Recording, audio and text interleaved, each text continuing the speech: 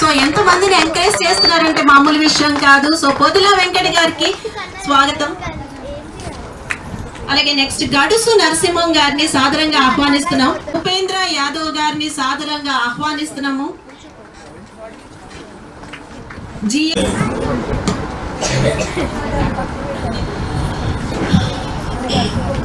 ఈనాటి కార్యక్రమానికి వచ్చేసిన నా ఎస్టెన్ సామాజిక తెలంగాణ కుటుంబ సభ్యులకు, అదేవిధంగా ఈ చక్కటి కార్యక్రమానికి ఎంతో ఆహ్లాదకరంగా మనందరినీ కూడా, అంటే ఇప్పటిదాకా యాంకర్ చెప్పినట్టు, మన నిజంగా చెప్పాలంటే మన లోకంలో తీసుకుపోయారు తల్లులు వాళ్ళందరూ కూడా, చిన్నపిల్లలకి వాళ్ళందరూ కూడా నేను పాదాబంధనాలు తెలియజేస్తున్నాను.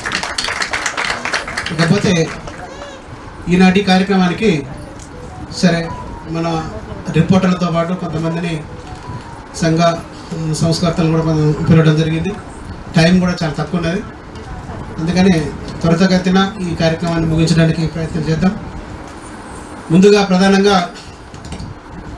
జర్నలిజం అనేది కత్తి మీద సాము లాంటిది, మీ అందరికీ తెలుసు. ఈరోజున్న పోటీ ప్రపంచంలో మేము గత 30 సంవత్సరాల క్రితం విలేకరుగా పనిచేసినప్పుడు ఒక మండలానికి 4-5 మాత్రమే ఉండేవారు.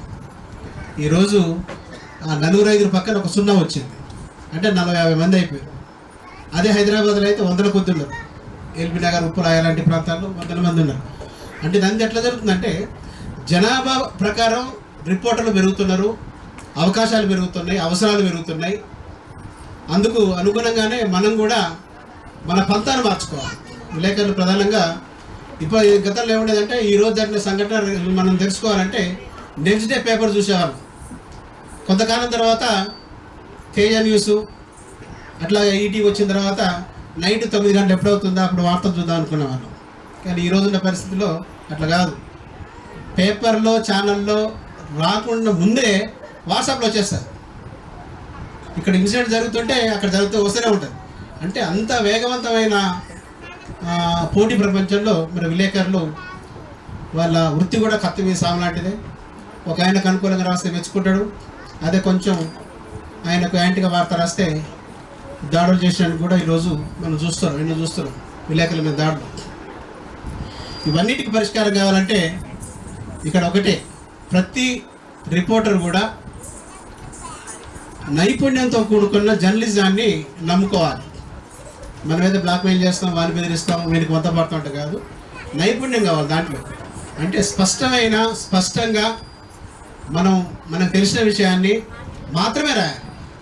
ఊహాజనితమైనది ఇప్పటిదాకా మొన్నటిదాకా ఒకటి జరుగుతుంది, సెంట్రల్ గవర్నమెంట్ లాక్డౌన్ కూడా ప్రకటిస్తుందని చెప్పి.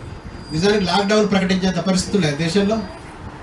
సరే, నరేంద్ర మోడీ పరిపాలన ఏ విధంగా పక్కన పెడదాం, పరిస్థితులు ఆ విధంగా లేవు కదా. అంటే దానికి రకరకాలుగా, అంటే దీని అయితే ఊహాజనితమైన ఇదొక ఏమంటారు దీన్ని ఆరోపణ అనుకోవాలి. అంటే అలాంటి వార్తల్ని మనం దాన్ని అంటే వేరే ఇతర మాధ్యమాల్లోకి మనం పోస్ట్ చేయకూడదు. అసలు ఎందుకు వచ్చింది ఆ వార్త రావడానికి కారణం ద్వారా ప్రకటించిర్రా, సెంట్రల్ గవర్నమెంట్ స్టేట్ గవర్నమెంట్ చెప్పింది అనేది చూడాలి. కానీ ఊహాజనితమైన వార్తలు ఇంతకాలం ఎక్కువ అయిపోయినాయి. దానివల్ల ఏంటంటే ప్రజల్లో కూడా అపార్థాలు చేసుకోవటాలు. నిజమైన జర్నలిస్టులు నిజమైన వార్త రాస్తే ఆ వార్తలు ఎవరు పట్టించుకోవట్లేదు.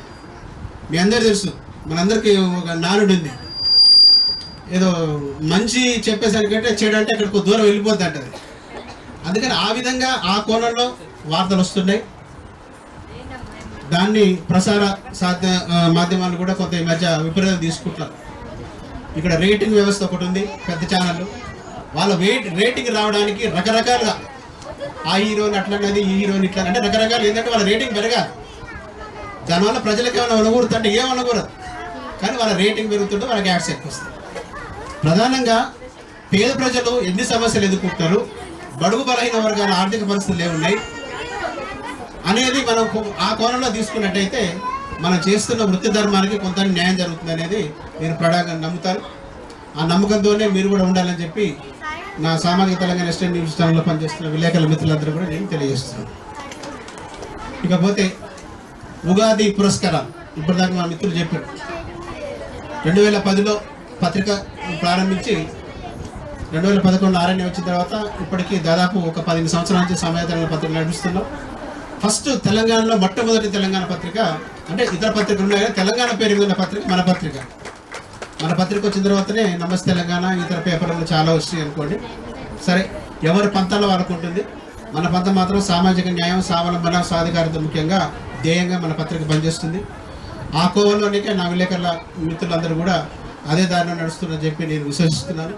అదేవిధంగా ఎస్టర్న్ న్యూస్ ఛానల్ వచ్చిన తర్వాత మీ అందరికీ తెలుసు, ఎస్టర్న్ న్యూస్ ఛానల్ 2016లో ప్రారంభించిన తర్వాత భారీ ఎత్తున హైదరాబాద్లో ఏ కేబుల్ ఛానల్ కూడా ప్రసారం కానంత పెద్ద ఎత్తున మన ఛానల్ ప్రసారం అయింది. దాదాపు ఒక 3 కోట్ల దాకా ఈ నెట్వర్క్లకి ఆ రోజున్న పరిస్థితుల్లో మనం ఖర్చు పెట్టడం జరిగింది.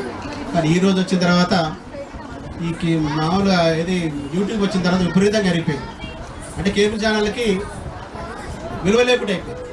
ప్రభుత్వం కూడా దానికి అనుగుణంగా ఈ మధ్యకాలంలో అక్రిడేషన్ ఒక వ్యవస్థ ఉంటే అక్రిడేషన్ వ్యవస్థను కూడా కేబుల్ ఛానల్కి చాలా అన్యాయం జరుగుతుంది. సరే, అదొక భాగం.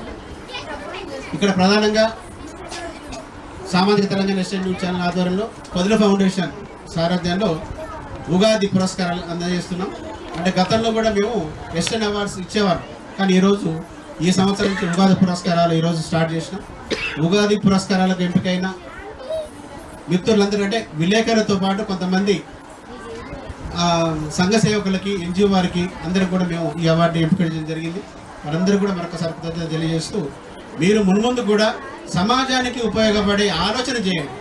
ప్రధానంగా నా ఉద్దేశం ఒకటే, మీ అందరికీ ఒకటే అప్పీల్ చేస్తున్నా, సమాజానికి ఉపయోగపడే ఆలోచన చేయండి. కానీ సమాజాన్ని ఏ విధంగానైతే మనం ఇది కన్ఫ్యూజ్ చేయాలి, మనకేదో పేరు రావాలని మాత్రం ఎవ్వరు కూడా జర్నలిజంలో, ఎస్పెషల్లీ జర్నలిజంలో అలాంటి వాళ్ళకి మనం స్థానం కల్పించద్దు, అలాంటి ఆలోచన కూడా రావద్దని మీ అందరికీ కూడా మరొకసారి